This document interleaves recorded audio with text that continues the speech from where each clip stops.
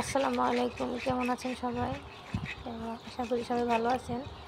তো আজকে আমি নদীতে ছোটো মাছ দিয়ে ধুমরা দিয়ে আর দিয়ে রান্না করব। দেখেন এইখানে আমি মাছগুলো ভালো মতো ধুয়ে নিয়েছিলাম। এখানে আমি সবজিগুলো কেটে রাখছি, ধুমরা আর ঢেঁড়স। তো এরপর আমি মাছগুলো রান্না করে নেব। এখানে কড়াইতে পর্যাপ্ত পরিমাণে তেল, কাঁচামরিচ আর পেঁয়াজ, তারপরে শুকনো মরিচ, ধনিয়া গুঁড়া, হলুদ গুঁড়া, লবণ এগুলো দিয়ে নিছি, এবং কি আদা বাটা, রসুন বাটা, জিরা বাটাও দিয়ে নিছি হালকা পরিমাণে।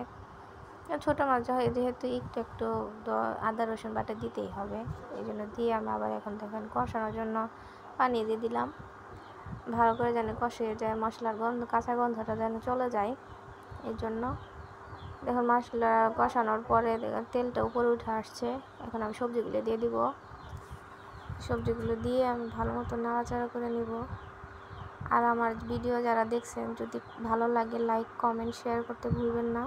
প্লিজ একটি ফলো দিয়ে রাখবেন যারা ফেসবুক থেকে দেখছেন, আর যারা ইউটিউব থেকে দেখছেন তারা সাবস্ক্রাইব করে দিবেন, আর লাইক, কমেন্ট, শেয়ার করে দিবেন।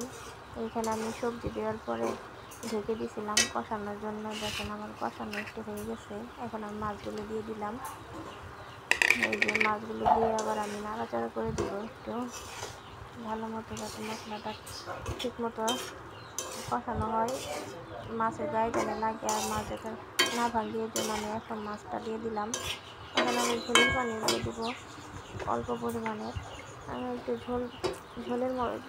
ঝোল টাইপের রাখতে চাইতেছি, এই জন্য ঝোলের পানিটাও দিয়ে দিলাম, দিয়ে একটু নাড়াচাড়া করে দিব। দেখেন এখন আবার আমি ঢাকনা দিয়ে ঢেকে দিলাম আবার কিছুক্ষণের জন্য, আর ঢাকনা উঠিয়ে নিয়ে আবার একটু নাড়াচাড়া করে দিলাম যাতে মাছটা ভালো মতো সিদ্ধ হয়, এই জন্য ভালো মতো নাড়াচাড়া করে দিতে হবে। আবার আমি ঢাকনা দিয়ে ঢেকে দিব।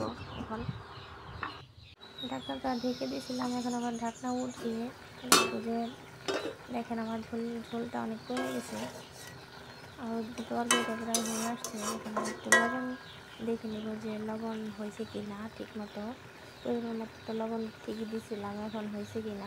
এখন দেখি যে হ্যাঁ আমার লবণ ঠিকঠাকই আছে, আমার আর লবণ তরকারিতে দিতে হবে না। আবার আমি একটু ঢেকে দিলাম। দেখুন ঢেকে দেওয়ার পরে তরকারিটা আমার হয়ে গেছে।